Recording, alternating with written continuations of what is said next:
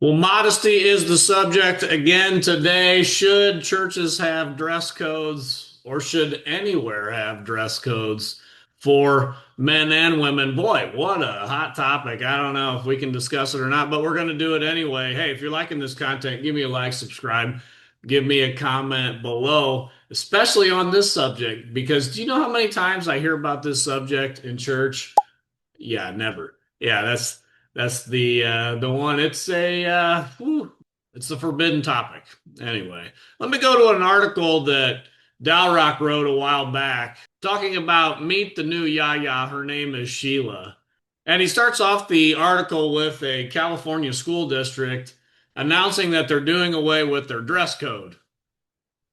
The school district said that students may now wear whatever they want as long as it covers genitals, buttocks, and areola nipples with opaque material and doesn't feature images or languages depicting violence, drugs, alcohol, hate speech, profanity, and pornography. This decision is being hailed as feminist. Parenting site Scary Mommy, for example, called it feminist AF for seeking to diminish body shaming and discrimination against girls.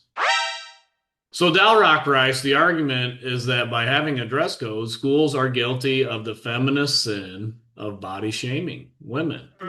This is, you might recall, the same reason Sheila Gregory explained that churches can't have dress codes. While Miss Moore disagrees with the new standard, she is solidly on board with the feminist fears of body shaming women that birthed the standards. Here's what this lady writes. When school dress codes make the news, as they frequently do, it is often because a teacher or school administrator has made a ridiculous comment about why the dress code is being enforced.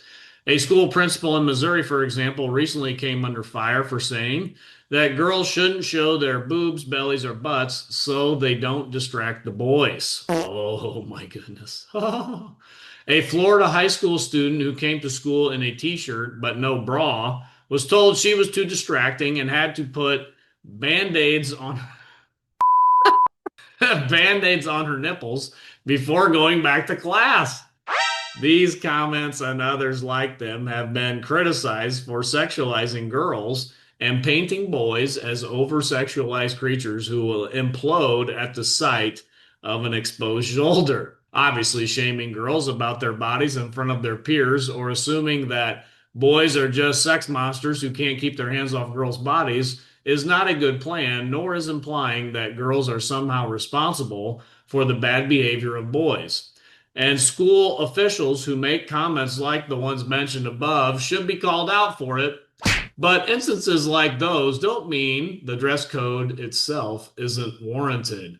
They only mean that its purpose needs clarification. Okay, so this feminist writing this is saying, well, we don't want to actually hold women to any kinds of standards, but we need to clarify what we're doing here.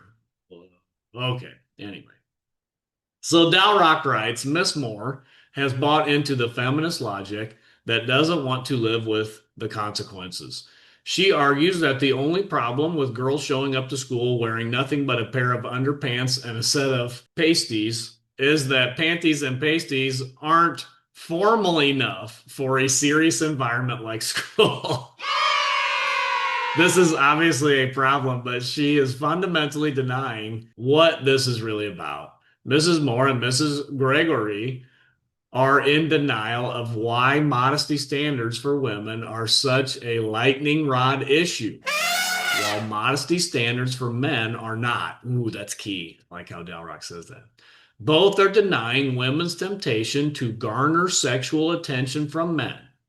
To them, there is only one kind of sexual temptation, sin involved, when a woman shows all or as much as she can get away with. And that is the temptation of men to look. That's the only temptation going on here. But Dalrock says, but there is another complementary temptation, the temptation to be looked at.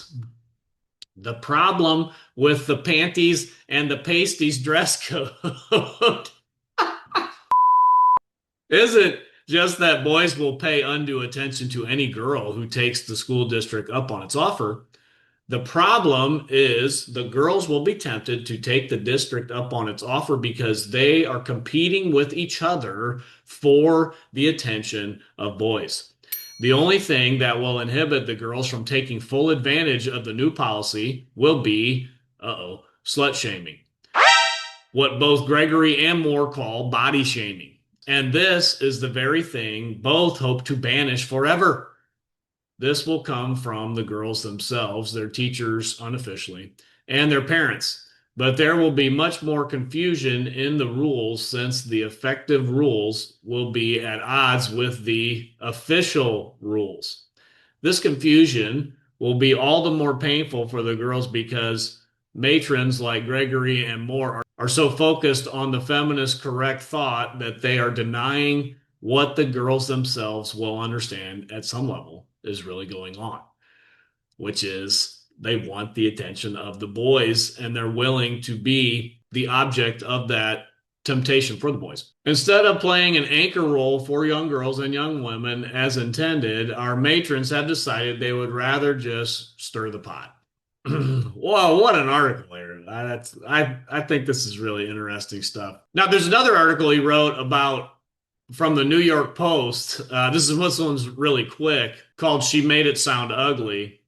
This is from the New York Post. Teacher allegedly called out cheerleaders who showed a lot of vagina. It says Eubanks, 59, a city teacher for 2 decades and former educator with the New York City Ballet, was accused of saying the girls showed a lot of vagina or flashes of vagina and using the word G-string, burlesque moment, and nasty within earshots of students, thus embarrassing or belittling them in violation of Chancellor's rules. And so Dalrock says, fortunately, she wasn't fired and only receives a letter of reprimand, but this still serves to demonstrate our new feminist morality. Policing modesty is a new sin. And this has left women naked in more ways than one. The article opens up with this hilarious line: she saw something and said something. Oh my goodness. I mean, just the feminist craziness that we have today. And actually, this was written a while ago. It's probably even worse now. But I mean, you just can't make this stuff up. Now, there's one more article he points to, or he wrote, Dalrock wrote about Blake Shelton's song here. In his song, he says, I lived it. This country singer sings about a time so different, young listeners are likely to find it hard to fathom.